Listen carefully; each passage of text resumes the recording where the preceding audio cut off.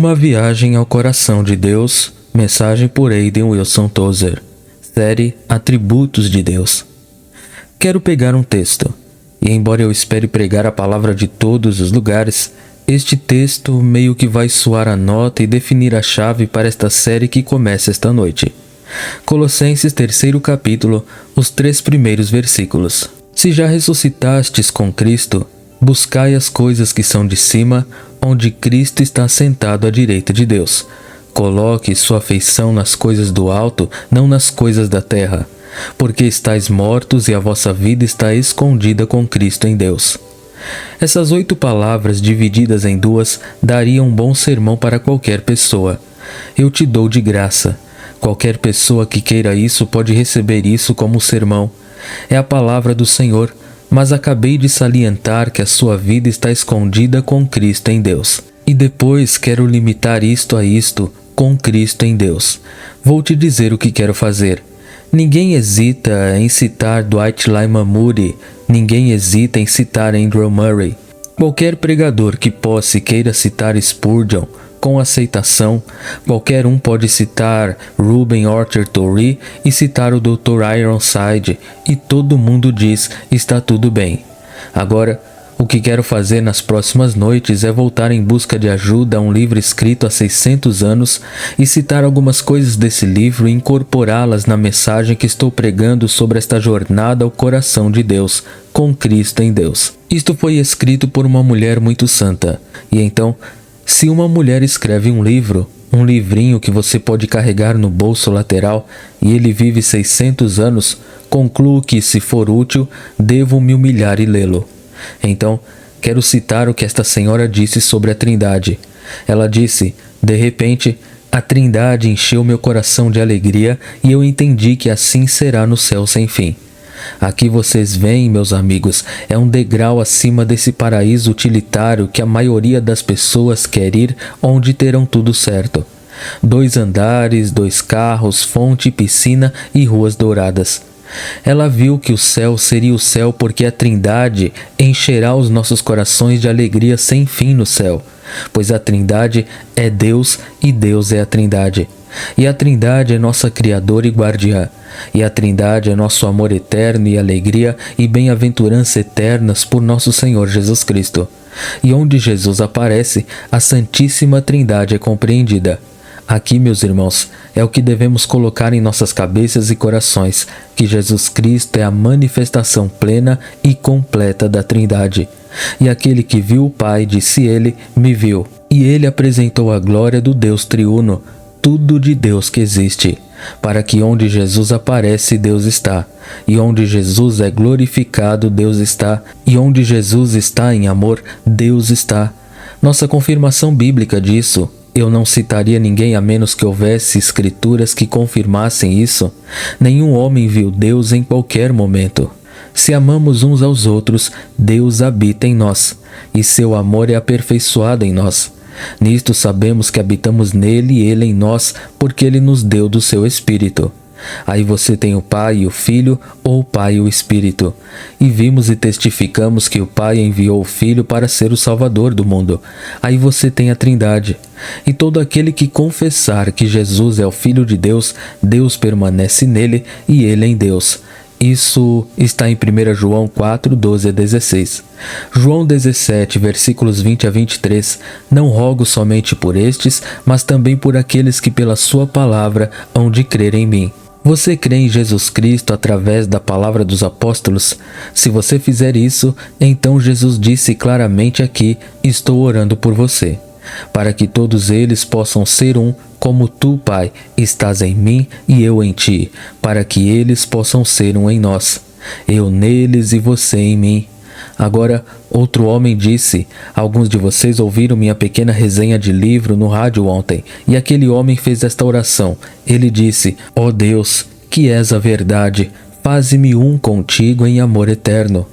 Muitas vezes me cansa ler e ouvir muitas coisas, mas em ti está tudo o que eu teria e posso desejar. Agora, quando a igreja descobrir isso, sairemos da nossa crise.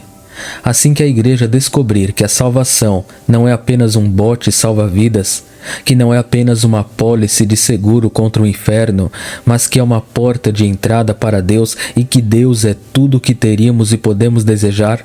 E para citar novamente Juliano, ela disse: eu vi que Deus é para nós tudo o que é bom e confortável. Ela disse: Ele é a nossa roupa que por amor nos envolve, e tudo nos envolve por terno amor, para que Ele nunca nos deixe, sendo para nós tudo o que é bom. Isso é tudo que quero citar, mas começo por aí e aponto para você que o cristianismo é uma porta de entrada para Deus. E então, quando você entra em Deus com Cristo, em Deus, então você está em uma jornada para o infinito. E que não há limite, não há onde parar. Não existe uma obra, uma segunda obra ou uma terceira palavra e pronto. Mas existem inúmeras experiências, épocas e crises espirituais que podem ocorrer em sua vida, seguindo em frente e viajando para o coração de Deus em Cristo. Agora, Deus é infinito. Eu gostaria de falar um pouco sobre isso. Esse é o pensamento mais difícil que vou trazer para você em tudo isso. Em qualquer um dos sermões desta série, o pensamento mais difícil que peço que você entenda é que Deus é infinito. Agora, você não consegue entender o que significa infinito, mas não deixe que isso o incomode.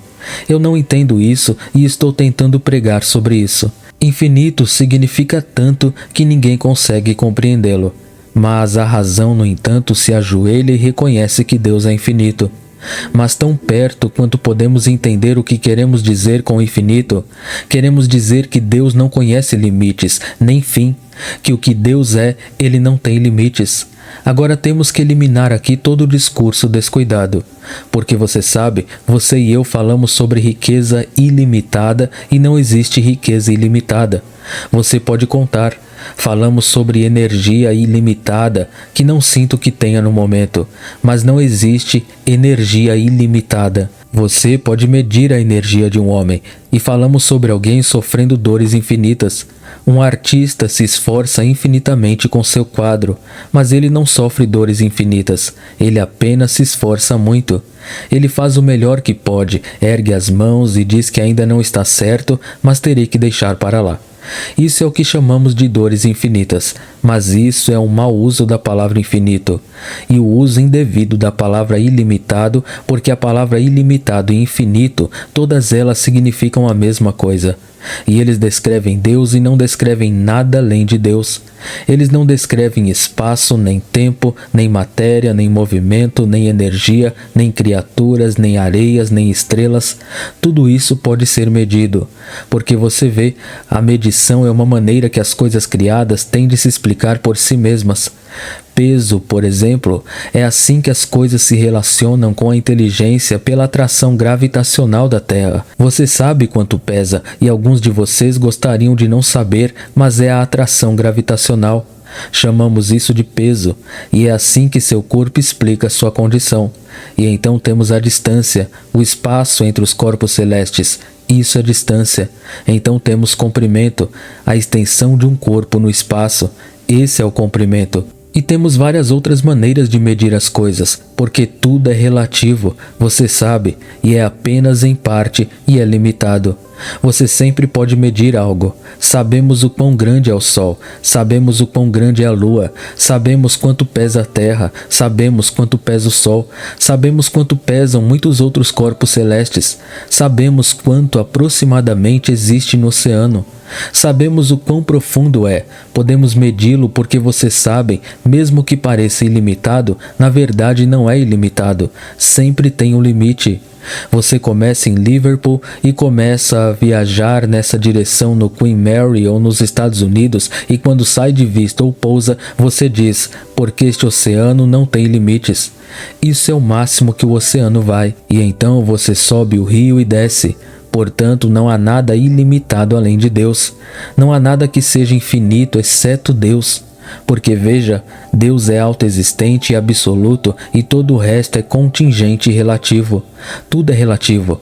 Não há nada muito grande, nada muito sábio, nada muito maravilhoso. É tudo relativamente assim. É Deus que não conhece graus. O poeta diz um Deus, uma majestade. Não há Deus senão ti, unidade ilimitada. ilimitada.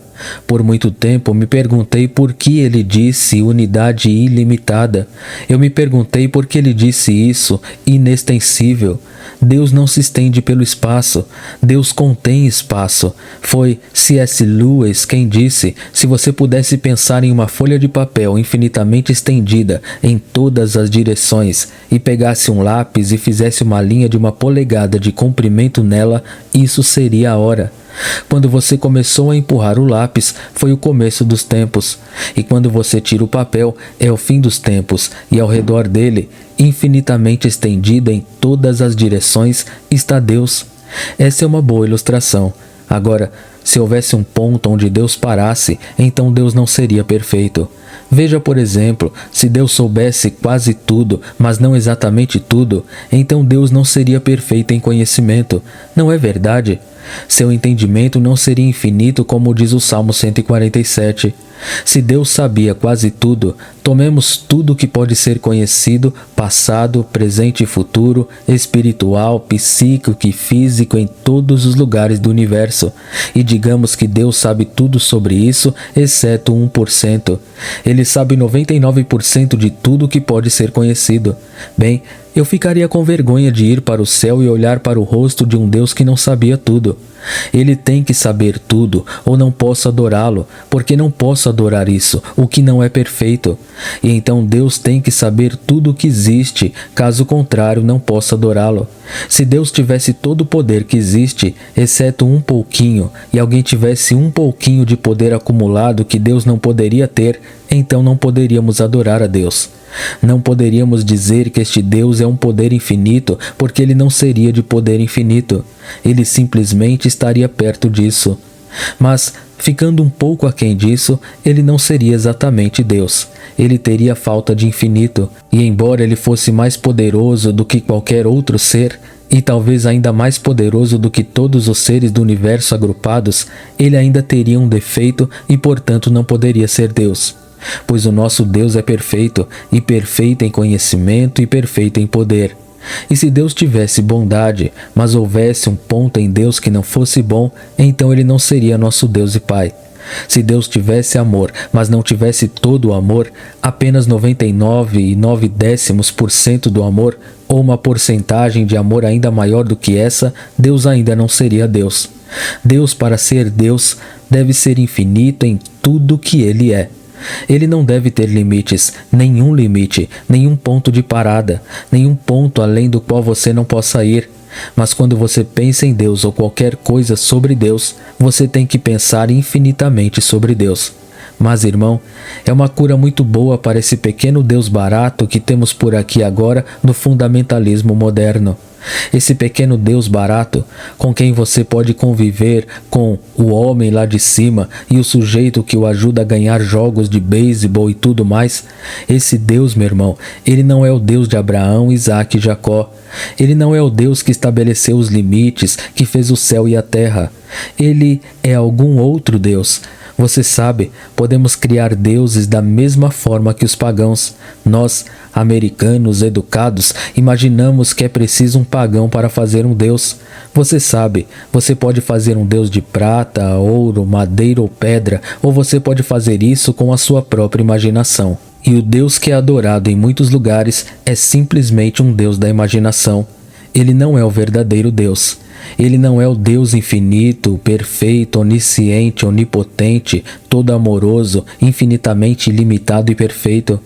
Ele não é esse Deus, mas é algo menos que isso. E assim, o cristianismo está decaindo e caindo na sarjeta, porque o Deus do cristianismo moderno não é o Deus da Bíblia como um todo. Ou seja, ficamos aquém disso. Não quero dizer que não oramos a Deus, quero dizer que oramos a um Deus curto e o que ele deveria ser. Então, temos que pensar em Deus como sendo perfeito. Agora, há muito que gostaria de dizer sobre Deus e muito que quero dizer sobre Ele, a divindade divina e a Trindade. E quero causar-lhe um pequeno choque aqui agora dizendo isto, que Deus tem prazer em si mesmo e se regozija em sua própria perfeição. Quero que você ouça isso e não diga, agora o Sr. Tozer não quis dizer isso, ou não venha discutir, porque não adiantará nada. Eu orei, pensei, procurei e li a palavra por muito tempo para voltar atrás. Deus tem prazer em si mesmo e ele se regozija em sua própria perfeição. A Divina Trindade está feliz consigo mesma. Deus se deleita em suas obras. Você se lembra que quando Deus criou o céu e a terra, e todas as coisas que há neles, e o homem na terra, enquanto Deus estava ocupado criando coisas e criaturas, ele continuava dizendo, e Deus viu tudo e eis que era bom. Então, quando Deus criou o homem à sua própria imagem, Deus olhou e viu e disse, é muito bom. Deus se alegrou em suas obras, ele estava feliz com o que havia feito. E quando chegamos à redenção, meus amigos, a redenção não é um trabalho pesado para Deus. Deus não se encontrou em apuros como John Foster Dulles e teve que sair correndo para algum lugar e tentar se endireitar e se acertar com os anjos e acertar sua política externa com os arcanjos. Deus fez o que fez com alegria, meus irmãos. Ele fez o que fez com alegria. Ele fez o céu e a terra com alegria. É por isso que as flores olham para cima e sorriem, e os pássaros cantam e o sol brilha, e o céu é azul e os rios descem até o mar. Deus fez a criação e foi. Ele amou o que fez. Ele teve prazer em si mesmo e teve prazer em suas próprias perfeições e na perfeição de seu trabalho. Então, quando se trata de redenção, repito que esta não foi uma tarefa pesada imposta a Deus por necessidade moral. Deus queria fazer isso. Não havia necessidade moral de Deus redimir a humanidade. Ele não precisava enviar seu Filho Jesus Cristo para morrer pela humanidade. Ele o enviou, mas ao mesmo tempo Jesus disse que o fez voluntariamente. Ele disse, eu vim por mim mesmo. Ele fez isso por si mesmo. Deus estava disposto. Foi a feliz disposição de Deus. Agora, eu gostaria que você soubesse que este Deus incrível, eterno, invisível, infinito, onisciente e onipotente, o Deus de nossos pais e o Deus e Pai de nosso Senhor Jesus Cristo, é o Deus que chamamos Pai Nosso que estás nos céus. Embora seja ele ilimitado e infinito, ele não pode ser pesado nem medido. Você não pode aplicar distância a ele, nem tempo, nem espaço, pois ele fez tudo e contém tudo em seu próprio coração. E embora ele se eleve acima de tudo, ao mesmo tempo esse Deus é um Deus amigável e agradável, e ele se deleita em si mesmo. O Pai se deleita no Filho. Este é meu Filho amado em quem minha alma se compraz. E o Filho deleitou-se no Pai e disse, graças te dou, ó Pai, Senhor do céu e da terra. E certamente o Espírito Santo se deleita no Pai e no Filho. Então, quando se tratou da encarnação, a encarnação não foi algo que Deus, Jesus Cristo, fez cerrando os dentes e dizendo, eu odeio essa coisa, eu gostaria de poder sair dessa.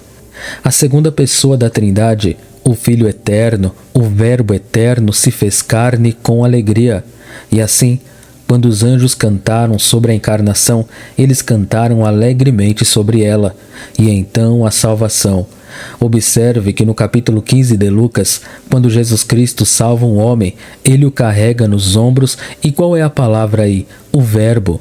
Regozijando-se, regozijando-se, ele faz isso, regozijando-se. Ele chega em casa alegre. E o mesmo acontecerá com a consumação naquele grande dia, do qual falaremos um pouco mais tarde. Agora, Deus não está apenas satisfeito consigo mesmo, encantado com suas próprias perfeições e feliz em seu trabalho de criação e redenção, mas também está entusiasmado. Há um entusiasmo na divindade, e quero que vocês vejam, meus amigos, que na criação existe entusiasmo. Se não houve entusiasmo, ele acabará em breve. Veja a energia, por exemplo. Porque quando você para pensar do que você é feito e do que tudo é feito de átomos, e os átomos são feitos de prótons, neurônios e elétrons, e você não pode mantê-los parados nem por um segundo, eles correm em todas as direções e velocidades tremendas, e os corpos celestes se movem da mesma maneira. Os antigos gregos chamavam o movimento que faziam a passar pelo espaço de música das esferas. Eu não acho que eles perderam muito. Eu já citei há vários anos, mas não tinha pensado nisso, mas isso me vem à mente agora. Acho que você deveria ouvir isso de novo, e deveríamos ouvir isso de vez em quando. O homem que disse da harmonia celestial, esta estrutura universal começou quando a natureza, sob uma pilha de átomos dissonantes, jazia e não conseguia levantar a cabeça. A voz melodiosa foi ouvida no alto: levanta-te mais que morto. E então o frio e o calor, e o úmido e o seco juntos vazaram para suas estações, e o poder da música obedeceu. De harmonia em harmonia percorreu todo o compasso das notas o diapasão, fechando-se plenamente no homem. Eu acredito que Deus está dizendo quando Ele criou as coisas, e que o movimento e a velocidade, e os corpos apressados enquanto se movem, e o trabalho das pequenas criaturas na terra, as minhocas para tornar o solo macio e o trabalho do sol na terra, tudo isso é Deus trabalhando alegremente em sua criação. É visto na criação, é visto na luz. Você já parou para pensar como seria se não houvesse luz? Se não houvesse luz em lugar nenhum? Se não houvesse luz, ninguém tinha luz. Se o Deus Todo-Poderoso colocasse um saco de chumbo em volta de todos os corpos celestes e de repente bloqueasse toda a luz que existe, eu não gostaria de estar vivo. Eu gostaria de me desligar como uma lâmpada e deixar de existir e pedir a Deus, por favor, que me aniquile. E não acredito em aniquilação. Mas luz e velocidade, e cor e som, algumas pessoas têm medo da cor. Acham que a espiritualidade consiste em apenas ser monótono. Você sabe, monótono, como se estivesse vestido esta noite. Eles pensam que a espiritualidade é apenas monótona. Meu irmão e minha irmã, Deus fez a cor, e Ele fez todos os tipos de cores e todos os tons de cores. Olhe para o pôr do sol. O que é aquilo? Apenas algo científico? Você não pode me enganar. Você acha que Deus fez aquela coisa adorável e linda lá fora e salpicou o céu com rosas velhas e cerejas e azuis e brancas, e que Deus não estava sorrindo quando Ele fez isso? Você me diz que isso é apenas um acidente da natureza explicado cientificamente? Oh, você aprendeu muito para o seu próprio bem. Esvazie a cabeça e enche o coração, e você ficará melhor, porque acredito que Deus fez o pôr do sol. Como eu sei? Eu sei porque o Espírito Santo escreveu 150 salmos, e nos 150 salmos ele celebra as maravilhas da criação de Deus. Alguns não acreditam que devemos amar a criação de Deus. Não acreditam. Há uma mulher que escreveu na Inglaterra anos atrás, e ela diz que isso é anímico, e se amamos qualquer coisa que Deus fez, isso é anímico, e nós o perderemos no grande dia. Que deveríamos nos aparar e andar por aí, suponho que parecendo o interior da boca de um cachorro preto, escuro, sombrio e um tanto sinistro. O fato é, meus amigos, que Deus fez as cores. Agora, o diabo não fez as cores. O diabo, claro, faz com que as pessoas os usem, mas não foi ele quem os criou. Deus fez as cores. Ele fez a luz, e a luz nos deu as cores. Coloque a luz do sol através de um prisma, e ela se dividirá em suas 7 cores principais ou 7 cores primárias, e a partir dessas cores primárias você obterá todas as cores que possui. Eu gostaria de ver isso em todos os lugares. Deus fez tudo. E então, Deus está entusiasmado com isso. Encontro entusiasmo na divindade. Vejo entusiasmo e energia. Costumávamos dizer lá atrás, eu costumava pregar sobre isso e nos trazia isso como ilustração. Eu digo, se você tomar um copo d'água, há átomos suficientes em um copo d'água para explodir uma cidade inteira. E isso parecia bastante extremo. Mas um dia, um sujeitinho cerrado e de nariz afiado, deu a ordem, e alguns homens sobrevoaram Hiroshima e lançaram uma bomba do tamanho de um copo de água e explodiram a cidade em pedaços e mataram 120 mil pessoas. Apenas átomos, apenas os pequenos átomos. Foi só isso. Acontece que não era H2O ou qualquer outra coisa, mas apenas átomos. Então, eu lhe digo que com tanta energia no mundo e tanta capacidade de voltar e fazer o bem depois de ter matado alguma coisa, No meu estado da Pensilvânia, os cães gananciosos por dinheiro foram para lá.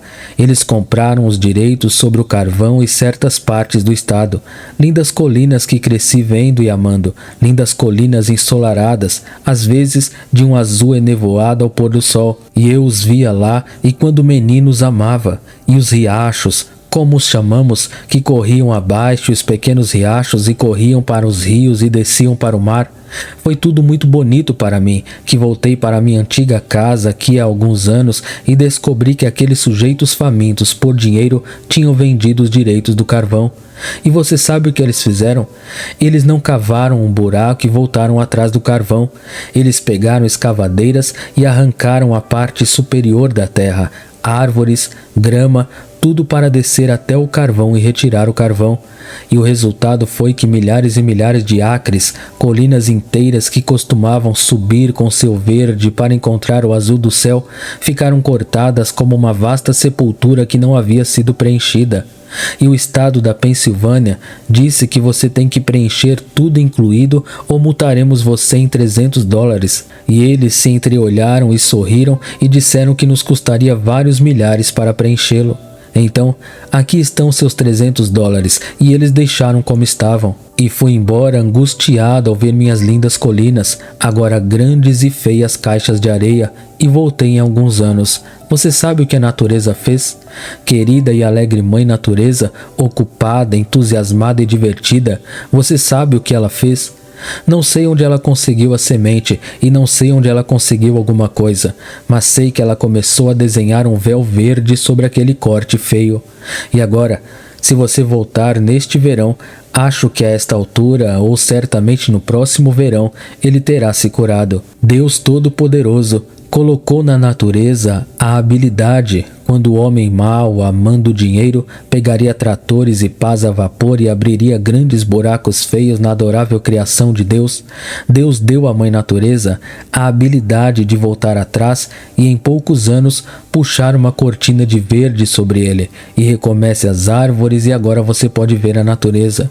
Veja, ela está ocupada, entusiasmada, mas não existe ela. É Deus, meus irmãos, é Deus. Deveríamos parar de pensar como um cientista e pensar como um salmista.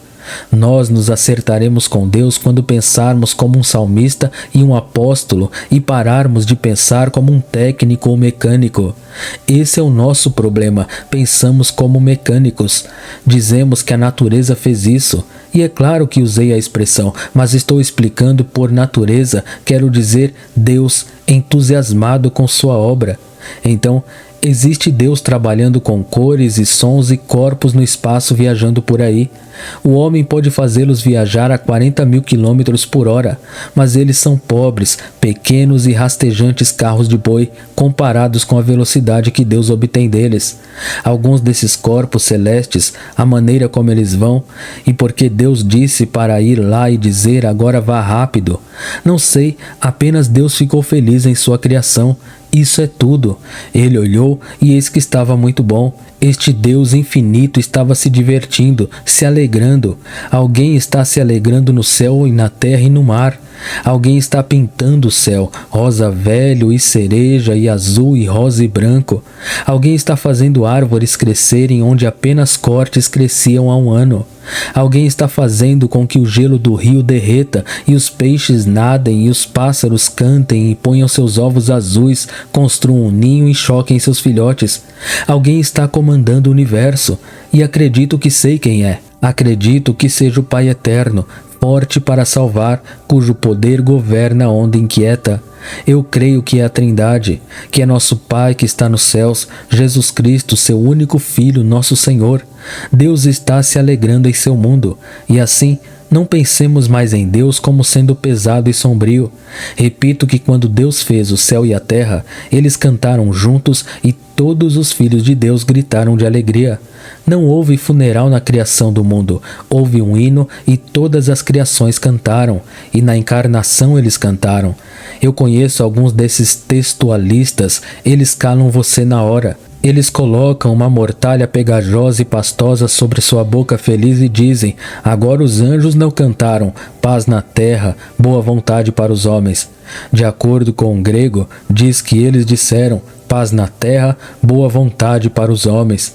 Mas tudo que você precisa fazer é ler esse irmão. Você não pode ler isso sem ficar feliz. Se algo começar a se mover em você, você ganha um ritmo, você coloca a música em seu coração. Paz na terra, boa vontade para com os homens, disseram. Isso foi cantar. Houve canto na encarnação, e então na ressurreição houve canto. Cantarei entre meus irmãos, disse Jesus no Salmo, e quando ele ressuscitou dos mortos, isso não nos diz no Novo, mas prediz no Antigo, que uma das primeiras coisas que Jesus fez foi cantar. E uma das últimas coisas que ele fez antes de morrer foi cantar um hino junto com seus irmãos. Eu adoraria ter ouvido aquele hino, e você sabe, você vai identificar isso. É encontrado nos Salmos, eu não sei qual. E pense no arrebatamento. Você já parou para pensar no arrebatamento? Agora, alguns de vocês estão tão longe da profecia. Agora você ficou assustado e intimidado e foi perseguido pelo beco até não acreditar mais na vinda do Senhor. O pré-tribulacionista e o pós-tribulacionista e o amilenista e o que quer que seja, todos assustaram muitos de vocês e me assustaram.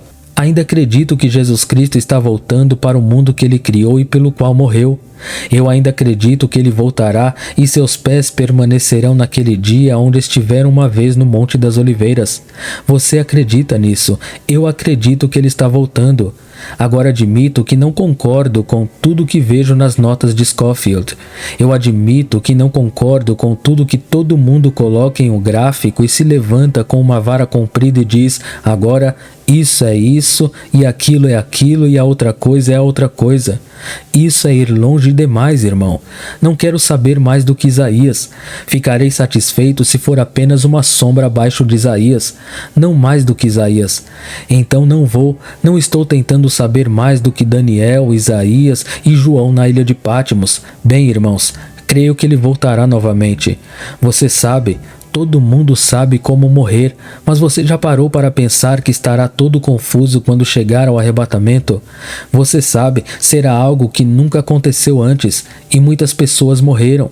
O velho Jacó colocou os pés na cama com ele, apoiou-se no cajado e desistiu do fantasma e dormiu com seus pais. Esse era um jeito antigo e querido que eles tinham e faziam naquela época. Eles dormiram com seus pais. Todo mundo dormiu com o vovô, e lá ficaram eles, fileira após fileira, dormindo juntos.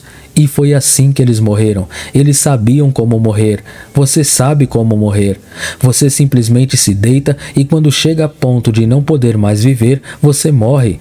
E assim não estamos muito preocupados com a morte, mas com o arrebatamento.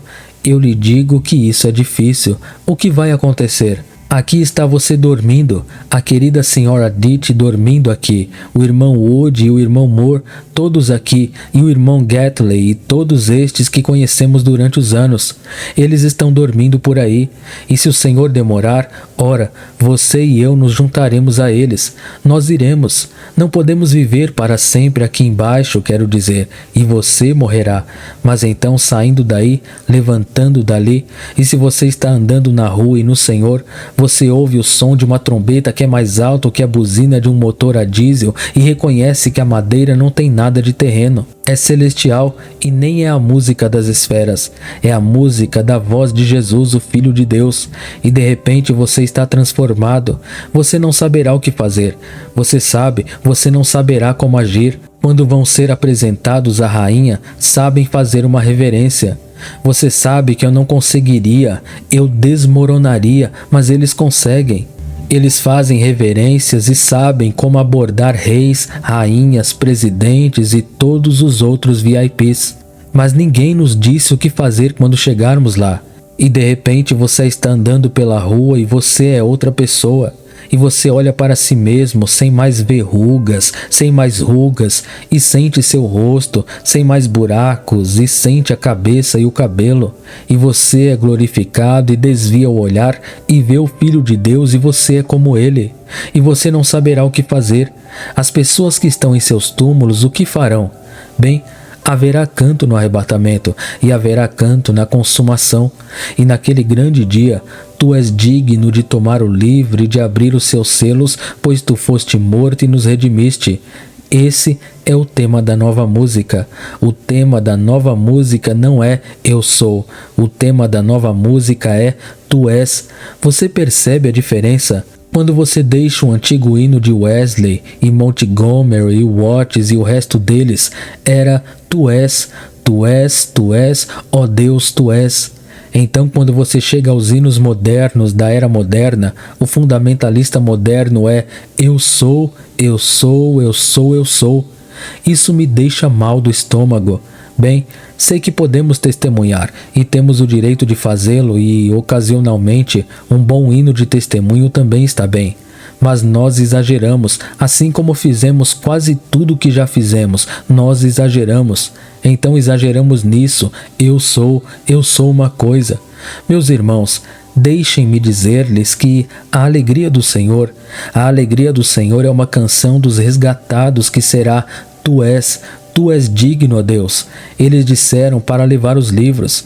Tu nos redimiste para Deus e nos fizeste reis e sacerdotes e reinaremos sobre a terra. E ouvi a voz de muitos anjos ao redor do trono, e dos animais e dos anciãos, e o número deles era 10.000 vezes 10.000 e milhares de milhares. Não é estranho que os homens sejam feitos, realmente feitos. Eles têm tanta confusão em suas cabeças que, em vez de ficarem felizes com isso, eles solenemente tentam descobrir quem eram esses diáconos e esses anciãos e essas criaturas. E eles escrevem livros sobre quem eram e como eram. Não é estranho? Quão burro um estudioso pode ficar? Eu não sei sobre essas criaturas aqui. Veja-me 5 minutos depois do arrebatamento e eu lhe contarei sobre isso. Mas agora só preciso aceitar isso pela fé. Tu nos fizeste reis e sacerdotes, e ele disse a todas estas criaturas dizendo: digno é o Cordeiro.